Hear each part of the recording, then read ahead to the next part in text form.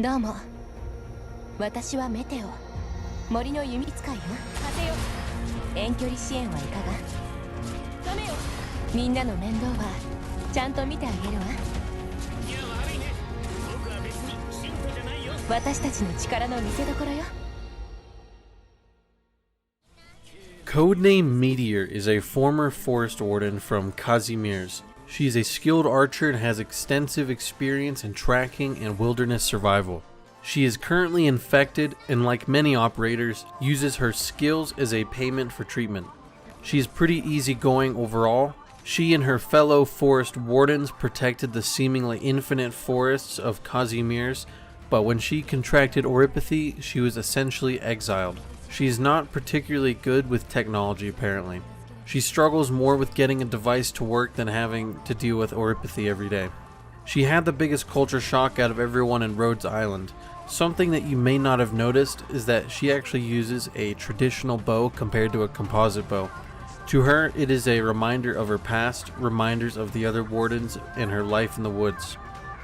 When she was initially exiled, she wandered for a long time. She saw how much people feared her infection and couldn't find a good place in the world.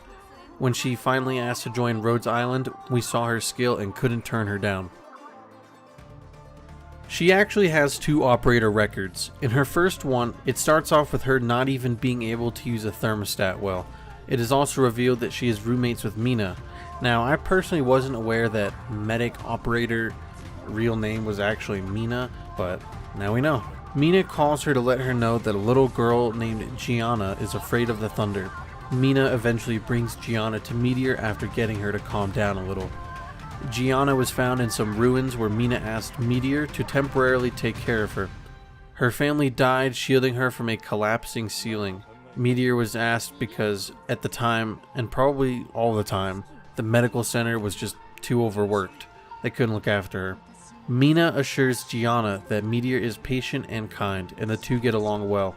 They eventually become pseudo-sisters in a way. Anyway, after Mina brings Gianna to Meteor because of the thunder, she drops off all her stuff and has to go do her own thing. Meteor hugs and tells her how to be brave. She recalls a story about a girl wandering through the forest, being slowly stalked by a beast. The girl was too scared to even breathe when it got close. When the beast finally made its attack, the girl used the last arrow in her quiver to shoot it down. Now obviously the story is about, Meteor herself. She overcame her fear by remembering a song her grandfather used to sing her, and that experience helped her overcome her past that she was afraid of. However, Gianna tells Meteor that perhaps the beast didn't want to eat the girl, instead wanted to be friends, since the girl never even asked the beast. This causes Meteor to become silent and think of a distant, depressing memory. She tries not to think about it, and Gianna says that isn't right. Now she feels regret over trying to ignore her memories and killing the beast. She changed the ending of the little story to becoming friends with the beast and no longer being lonely. Alright, let's go on to her second operator record. Her second record starts with her and some other ops in a snowy field, and Meteor cooking a hometown special for everybody rather than heating up rations like normal. It also reveals that both her parents died when she was young, and thus the village itself taught her the recipe, and that's also probably why she was thinking about her grandfather's song earlier. She says that she could never compare to a chef such as Matterhorn. She then mentions that she wishes she could add a certain spice to the dish, a local seed to Kazimierz known as star citron. The other operators then ask Meteor to discuss her home country, and she once again shuts out the memories.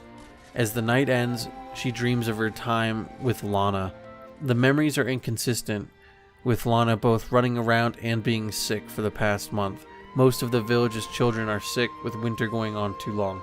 Someone has medicine nearby, but wants these star citron trees to give to nobles and such. It's kind of like mahogany in this world. Meteor is conflicted because her family has looked after these trees for generations, but without the medicine, Lana will likely die.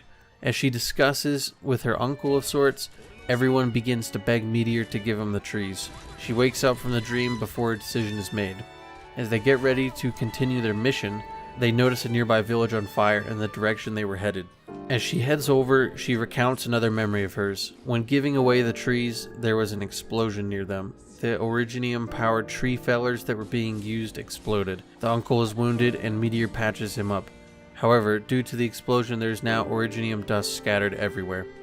There were a lot of injuries in the village because of it. Another explosion occurs near Meteor, and she and the uncle begin to cough. The flashback ends and Meteor is encountered with a distraught couple that still has their child in a burning building. She goes inside to find the child and tries to bring her outside.